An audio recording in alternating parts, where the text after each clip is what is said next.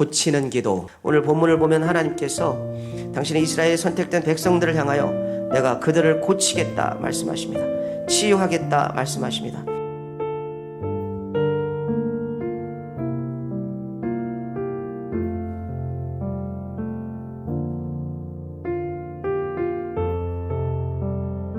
그 나라 안에 이런저런 재앙들이 닥칠 때 하나님 앞에 구하면, 하나님 앞에 기도하면 하나님께서는 자신의 백성을 고치시겠다 약속하십니다.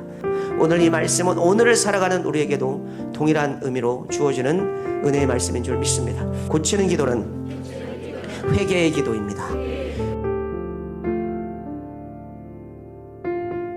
하나님이 원치 않는 그러한 일들을 할 때, 그럴 때 하나님은 우리의 기도를 듣지 않는다는 것입니다. 그러나 우리가 반대로 하나님 앞에 겸손히 회개의 역사로, 회개로 하나님 앞에 나아가면 하나님은 우리의 기도를 들으시고 삶을 고치시는 줄 믿습니다.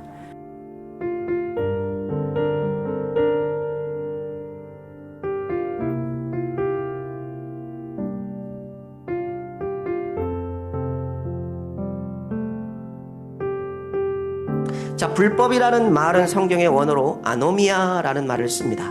아노미아라고 말하는 그 말의 뜻은 성경의 원어의 의미로 법이 없는 상태를 이야기하는 것입니다. 법이 없는 상태가 그것이 죄라는 것입니다. 그런데 무슨 법이 없는 것입니까? 인생의 기준. 다시 말하면 하나님의 법이 없는 상태가 그것이 죄라는 거예요. 가정에서도, 교회에서도, 여러분, 우리가 살아가는 사회에서도, 직장에서도 우리는 하나님의 법의 지배를 받고 살아가는 그리스도인인 줄 믿습니다. 우리의 생각을, 우리의 판단을, 우리의 인생의 방향을 결정하는 것은 바로 하나님의 법인 것입니다.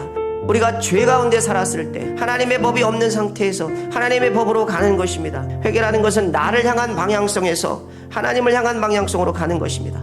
하나님의 법이 존재하지 않는 삶 속에서 하나님의 법이 존재하는 곳으로, 하나님을 향한 방향성으로 가는 것입니다. 내 중심적인 삶에서 하나님을 향한 중심으로 가는 것입니다. 내 생각과 내 판단이 아니라 하나님의 판단과 하나님의 생각으로 가는 것, 그것을 우리는 회개라고 말합니다.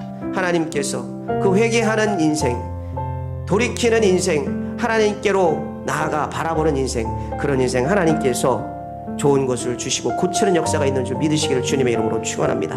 고치는 기도는 겸손한 기도입니다. 교만한 사람을 하나님이 쓰실 수가 없어요. 잘 익은 벼가 고개를 숙이듯이 하나님은 겸손한 자를 쓰십니다.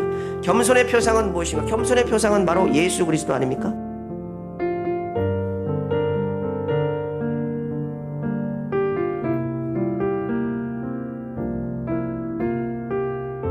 예수님께서는 하나님이셨지만 자신을 낮추시고 낮추셨더니 결국 그는 지극히 높임을 받고 모든 이름 위에 뛰어난 이름이 되었다는 것입니다. 겸손의 왕으로 오신 예수님을 본받아서 정말 신실하고 겸손한 하나님의 일꾼으로 그렇게 주님 앞에 서시기를 주님의 이름으로 간절히 축복하고 축원합니다. 하나님께서 여러분의 삶의 여정과 그리고 가정과 직장과 사업과 모든 것을 고치는 그러한 놀라운 은총을 여러분 누리시는 여러분과 제가 되기를 주님의 이름으로 축원합니다.